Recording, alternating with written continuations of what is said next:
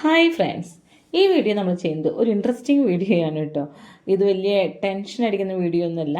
അപ്പോൾ നമ്മുടെ ആദില നൂറ ഇവർ ലൈവിൽ വന്നിരുന്നു. അപ്പോൾ അവരുടെ അടുത്ത് ആൾക്കാർ ചോദിക്കുന്നു കത്രികാപ്പൂട്ടിനെ കുറിച്ച്. അപ്പോൾ ആ കത്രികാപ്പൂട്ട് എന്താണ് എന്നുള്ള കാര്യം, അവരുടെ ലൈഫ് കൊണ്ടുപോകുന്ന രീതിയാണ് കത്രിക എന്ന് ഉദ്ദേശിക്കുന്നത്. അതൊരു ബാഡ് വേർഡാണ്. അതെന്താണെന്ന് നമുക്ക് സംസാരിക്കണം. അതുപോലെ തന്നെ പട്ടാ ഗേൾസ് അടിച്ചു പിരിഞ്ഞല്ലോ. അവർ 3 പേരും പട്ടായയ്ക്ക് പോകാൻ വേണ്ടി നിൽക്കുന്നവരായിരുന്നു. അവർ അടിച്ചു പിരിഞ്ഞു. അതിന് പ്രധാന കാരണം വഹിച്ചത് ശൈത്യയായിരുന്നു അല്ലേ. അപ്പോൾ ശൈത്യ പുറത്തേക്ക് ഇറങ്ങിയപ്പോൾ അതിലേക്ക് എല്ലാ കാര്യം മനസ്സിലായി. അപ്പോൾ ശൈത്യ എന്നെ അൺഫോളോ ചെയ്തിരുന്നു. അപ്പോൾ ശൈത്യ ഒരു പോസ്റ്റർ ഇട്ടിരുന്നു. അതെന്താണ് ശൈത്യ ഇവർക്കെതിരെ എന്ത് പറഞ്ഞുകൊണ്ടാണ് പോസ്റ്റർ ഇട്ടത്, അത് നമുക്ക് സംസാരിക്കണം. അതുപോലെ തന്നെ RJ ബിൻസി കത്തി ജ്വലിച്ചുകൊണ്ട് നിൽക്കുകയാണ് അല്ലേ. ഇപ്പോൾ RJ ബിൻസിക്ക് തരംഗമായിക്കൊണ്ടിരിക്കുക. അങ്ങനെ തരംഗമാക്കിക്കൊണ്ടിരിക്കുകയാണ് RJ ബിൻസി. സത്യത്തിൽ തരംഗമായിരുന്നില്ല. RJ ബിൻസി കൽപ്പിച്ചു കൂട്ടി ചെയ്യുന്ന സംഭവങ്ങളാണ്. അപ്പോൾ RJ ബിൻസിക്ക് വേണ്ടിയിട്ട് ഒരാൾ പുറത്തിറങ്ങിയിട്ടുണ്ട്. അയാളെക്കുറിച്ച് സംസാരിക്കുക കേട്ടോ. അപ്പോൾ അതിന് മുന്നേ ഒരു ചാനലൊന്നും ഒരു സബ്സ്ക്രൈബ് ചെയ്യുക, ഷെയർ ചെയ്യുക, ലൈക്ക് ചെയ്യുക, ബെൽ ബട്ടൺ കൂടി അമർത്തുക കേട്ടോ. അപ്പോൾ നമുക്ക് ശൈത്യയുടെ കാര്യം തന്നെ ആദ്യം സംസാരിക്കാം.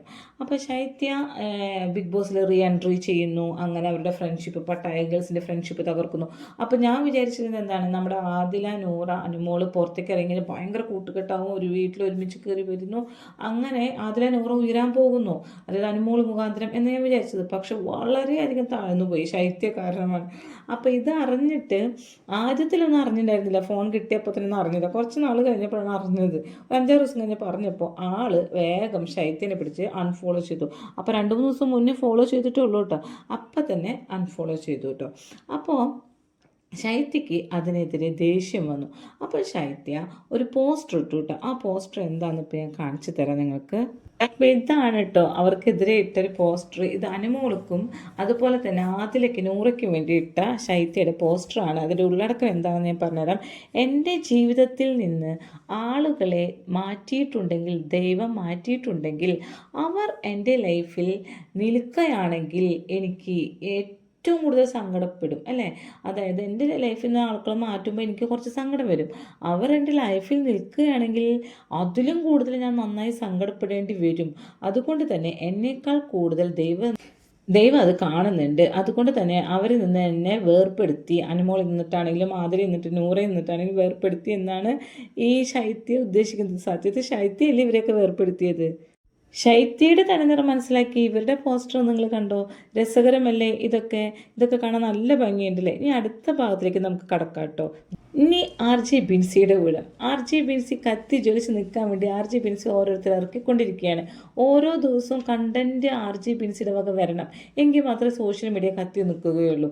വെറും 2 ആഴ്ച മാത്രം ബിഗ് ബോസിലുണ്ടായിരുന്ന RJ ബിൻസി 2 വർഷം ഇവിടെ കത്തി നിൽക്കുമെന്നാണ് എനിക്ക് തോന്നുന്നത്. അപ്പോൾ നോക്കിക്കോ, RJ ബിൻസിയെ കുറിച്ച് ഒരാൾ പറയുന്ന ഓഡിയോ ഞാൻ നിങ്ങളെ കേൾപ്പിക്കാം കേട്ടോ. എല്ലാവരും കൂടി എടുത്തിട്ട് അലക്കണത് ഈ ഇന്റർവ്യൂവിന്റെ കേസാണ്. ആകെ 14 ദിവസമേ നിന്നുള്ളൂ. പക്ഷെ പുറത്തുനിന്ന് ഒരു 10,000 ഇന്റർവ്യൂ എടുത്ത്, ഞാനൊരു കാര്യം പറയട്ടെ, ആരും അങ്ങോട്ട് പോയിട്ട് എന്നെ ഇന്റർവ്യൂ ചെയ്യുന്നു പറഞ്ഞുകൊണ്ട് പോകത്തില്ല. ഇൻ കേസ് അങ്ങനെ പോയാലും ആ വാല്യൂ ഉണ്ടെങ്കിൽ മാത്രമേ അവർ ഇന്റർവ്യൂ ചെയ്യത്തുള്ളൂ. അങ്ങനെയാണെന്നുണ്ടെങ്കിൽ ഈ കമന്റ് ഇടുന്ന നിങ്ങളെ ഇന്റർവ്യൂ ചെയ്യാത്തത് എന്തിന്? ഈ പറയണ എന്നെ ഇന്റർവ്യൂവിന് ആരെങ്കിലും ഒക്കെ വിളിക്കാത്തത്? നമ്മളെ ഇയാൾ എന്താ പറയണത്? ഇൻ്റർവ്യൂ ചെയ്യാൻ പ്രത്യേക ക്വാളിറ്റി വേണം. കമൻറ്റ് ചെയ്യുന്നവരൊന്നും ഇൻ്റർവ്യൂവിന് വിളിക്കത്തില്ല. എടോ, ബിഗ് ബോസിൽ പോയി വന്നത് കൊണ്ടാണ് ഇവരൊക്കെ വിളിക്കുന്നത്. മാത്രമല്ല RJ ബിൻസി എല്ലാവരും കൂടി വിഷം തുപ്പിക്കൊണ്ട് നടക്കുകയാണ്. വിഷം തുപ്പി നടക്കുന്നവരെ ഇൻ്റർവ്യൂ ചെയ്യാൻ എല്ലാവർക്കും ഇഷ്ടമുണ്ടാവും. കാരണം വായന്ന് മുഴുവൻ പുളിച്ച വർത്തമാനങ്ങളാണ് വരുന്നത്. അപ്പോൾ അത് കേൾക്കാൻ വേണ്ടിയിട്ടാണ് ഈ ഇൻ്റർവ്യൂക്കാർ ഇങ്ങനെ വിളിച്ചുകൊണ്ട് RJ ബിൻസിനെ കൊണ്ടുപോകുന്നത്.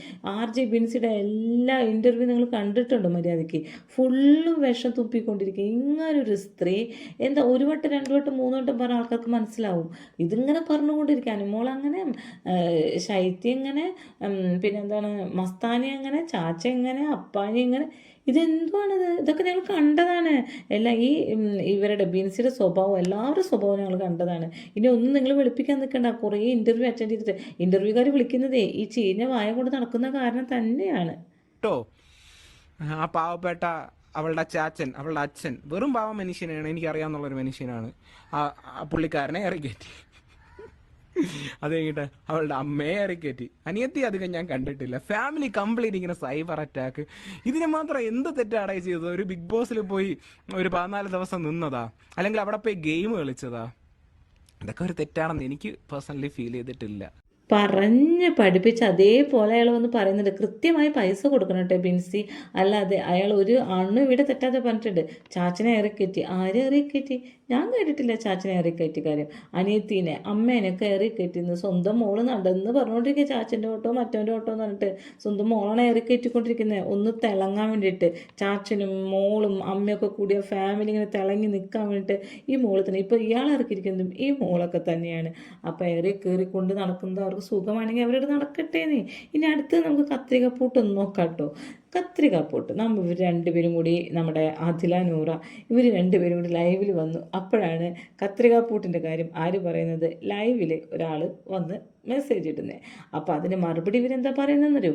ഓ, നിങ്ങളുടെ വീട്ടിൽ ഇതാണോ നിങ്ങളെ പഠിപ്പിച്ചിരിക്കുന്നത്? നിങ്ങളുടെ വീട്ടിൽ നല്ല സംസ്കാരമാണല്ലോ പഠിപ്പിച്ചിരിക്കുന്നത്. കത്രികാപ്പൂട്ടിനെ കുറിച്ച് ഞങ്ങളോട് ഈ കത്രികാപ്പൂട്ട് അറിയാത്തവരടുത്ത് മാത്രം പറയാം കേട്ടോ. അതെന്താണെന്ന് വെച്ചാൽ ഈ സെക്ഷൽ റിലേഷൻ അവരുടെ ബന്ധമുണ്ടല്ലോ, പെണ്ണും പെണ്ണും തമ്മിലുള്ള സെക്ഷൽ റിലേഷൻ ബന്ധത്തിനെയാണ് ഈ കത്രികാപ്പൂട്ട് എന്ന് പറയുന്നത്. പെണ്ണും പെണ്ണും ആണല്ലോ അവർ തമ്മിൽ, ആണല്ലല്ലോ അതിലുള്ളത്. അതുകൊണ്ടാണ് അവരെ കത്രികാപ്പൂട്ട് എന്ന് വിളിക്കുന്നത്. അവർക്ക് നന്നായിട്ട് കൃത്യമായിട്ട് അറിയാം. അതുകൊണ്ട് തന്നെ അവർ പറയണത്, ഈ ചോദിച്ച ആളടുത്ത് ചോദിക്കുന്നത്, നിങ്ങൾക്ക് നിങ്ങളുടെ വീട്ടിൽ ഇതാണോ പഠിപ്പിക്കുന്നത്? എന്തൊരു സംസ്കാരമാണ്. ഞങ്ങളുടെ വീട്ടിൽ ഇതിങ്ങനെയൊന്നും പഠിപ്പിച്ചിട്ടില്ല. ഞങ്ങളുടെ വീട്ടിൽ നല്ല സംസ്കാരത്തിലാണ് ഞങ്ങളെ വളർത്തിയത്. ആരായിരുന്നു പറയുന്നത് നോക്കണം. ആദില നൂറ. ഇവർ തന്നെ 2 വർഷം മുന്നേ 2022 എന്താ പറഞ്ഞത്? ഞങ്ങളുടെ വീട്ടിൽ എൻ്റെ ഉപ്പ എന്നെ റേപ്പ് ചെയ്യാൻ വന്നു.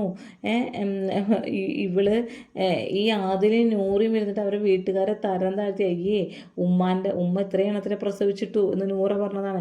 ഇവർക്ക് ഇതന്നെ പണി, ഈ കുട്ടികളുണ്ടാക്കൽ തന്നെ പണി എന്ന് നൂറ പറയുന്നു. ആദില പറയുന്നു ഉപ്പ എന്നെ റേപ്പ് ചെയ്യാൻ വന്നു, മൂത്തുപ്പ എന്നെ റേപ്പ് ചെയ്യാൻ വന്നു. ഈ സംസ്കാരമാണ് അവർ പറഞ്ഞത്, ഞങ്ങളുടെ വീട്ടിൽ നിന്ന് പഠിപ്പിച്ചത്. അപ്പോൾ ഇവരെന്താ പറയുന്നത് മറക്കുന്നത്? എനിക്ക് മനസ്സിലാവുന്നില്ല. ഇവർ വായുകൊണ്ട് പറഞ്ഞുള്ള കാര്യങ്ങളാണ് നമുക്കറിയുന്നത്. എന്നിട്ട് കത്രികാപ്പൂട്ട് എന്ന് പറഞ്ഞ സാധനം അവരുടെ വീട്ടിൽ സംസ്കാരമില്ലാത്തതുകൊണ്ട് അവരുടെ വീട്ടിൽ അങ്ങനെ പഠിപ്പിച്ചത് കൊണ്ടാണ്. അപ്പോൾ ഇവരെ വീട്ടിൽ ഇതാണ് പഠിപ്പിച്ചതെന്ന് ഇവർ ആദ്യമേ പറഞ്ഞിട്ടുണ്ട്. അപ്പോൾ ഇതൊരു ശരിക്കും നല്ല രസകരമായ സംഭവങ്ങളാണ് ഇവ പറഞ്ഞുകൊണ്ടിരിക്കുന്നത്. ഇവരുടെയൊക്കെ ലൈവിൽ ചെന്നിട്ടൊരു വർത്തമാനം നിങ്ങൾ പറയാൻ നിൽക്കേണ്ട. ഇവരുടെ വായിലിരിക്കുന്നത് മുഴുവൻ നിങ്ങൾ കേൾക്കേണ്ടി വരും. അത്രയും നല്ല വിത്തുകളാണെന്ന് നമ്മൾ ബിഗ് ബോസിൽ വെച്ച് കണ്ടതാണ്. അപ്പോൾ അതിനനുസരിച്ച് ഓരോ മത്സരാർത്ഥികളുടെ അടുത്ത് നിൽക്കുക. ഈ വട്ടത്തെ മത്സരാർത്ഥികൾ മുഴുവൻ അങ്ങനെ ഇങ്ങനെയൊക്കെ വെക്കാൻ പറ്റുന്ന മത്സരാർത്ഥികളാണ്. ഒന്നിനെ എടുക്കാനില്ല കേട്ടോ.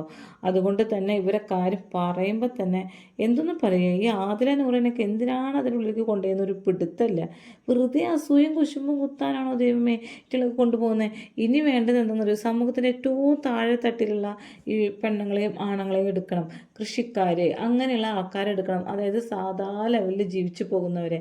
അപ്പോൾ അവരെ നിന്നിട്ട് നല്ലൊരു മത്സരാർത്ഥിയെ നമുക്ക് തിരഞ്ഞെടുക്കാൻ പറ്റും. തൊഴിലുറപ്പിന് പോകുന്നവർ, അതുപോലെ തന്നെ കാർഷിക വൃത്തിക്ക് പോകുന്നവർ, അങ്ങനെ ഡെയിലി വേജസിന് വേണ്ടി പോകുന്നവർ, ഇവരെയൊക്കെ കൂടി എടുത്തിട്ട് അതിൽ നിന്ന് നല്ലൊരു മത്സരാർത്ഥിയെ തിരഞ്ഞെടുക്കും. നല്ല മനുഷ്യന്മാരായിരിക്കും ഇവരൊക്കെ. അവരുടെ ജീവിതത്തിന് വാല്യൂ ഉണ്ടാവും, മൂല്യമുള്ളവരായിരിക്കും ഇവരൊക്കെ. അല്ലാതെ ഇമാതിരി തോന്നിവാസ സാധനങ്ങളെ കൊണ്ടിട്ട് അവരുടെ അടിയും ബഹളവും വൃത്തികേടും അവരെ വായന്ന് വരുന്ന വർത്തമാനങ്ങൾ കേട്ടാൽ മക്കൾക്ക്, ചെറിയ കുട്ടികൾക്ക് പോലും ആ ഒരു വീഡിയോ ഈ ബിഗ് ബോസ് കാണാൻ പറ്റാത്ത അവസ്ഥയാണ്. ഞാനൊക്കെ ബിഗ് ബോസ് കാണുമ്പോൾ ഞാൻ ഹോട്ട്സ്റ്റാറിൽ 24 hours ഇരുന്ന് കാണുന്ന ആളാണ്. അപ്പം എൻ്റെ മോനെ ഞാൻ അടുപ്പിക്കുന്നില്ല. കാരണം എന്താ വെച്ചാൽ അവനെ ഇതിങ്ങനെ ഈ വൃത്തികേട് പറയുന്നതൊക്കെ അവരും അടി കൂടുന്നതും ഇതൊക്കെ അവരുടെ മനസ്സിലേക്ക് ഇങ്ങനെ ഇൻഫ്ലുവൻസ് ചെയ്യല്ലേ. എന്തോരം അടിയാണ് അതിനുള്ള. അപ്പം എന്താമ്മ അടിയുണ്ട ഒന്നുമില്ല മോനെ എന്ന് പറഞ്ഞ് ഞാൻ മാറ്റി വിടുകയാണ് ചെയ്യുക. അപ്പോൾ ഇതൊക്കെ എല്ലാവരും വീടുകളിലും ബാധിക്കുന്നത്. ഞാൻ ടി വിയിൽ കാണാറേ ഇല്ല ഈ സാധനം. ഞാൻ ഓൺലി ഹോട്ട്സ്റ്റാറിൽ 24 hours ഇരുന്ന് കാണുന്ന ആളാണ് ഞാൻ. അങ്ങനെയാണ് ഇവരെല്ലാവരുടെ ക്യാരക്ടറും എനിക്ക് പിടുത്തം കിട്ടിയത്. അപ്പോൾ ഞാൻ വീഡിയോ അപ്പോൾ ചെയ്തു തുടങ്ങിയിട്ടുണ്ടായിരുന്നില്ല. വീഡിയോ ചെയ്തു തുടങ്ങിയത് ഈ അവസാന കാലഘട്ടത്തിലാണ്. അതുകൊണ്ടാണ് ഇവരെയൊക്കെ അപ്പോൾ റിവ്യൂ ഇടാൻ എനിക്ക് പറ്റാഞ്ഞത്. Okay, thank you.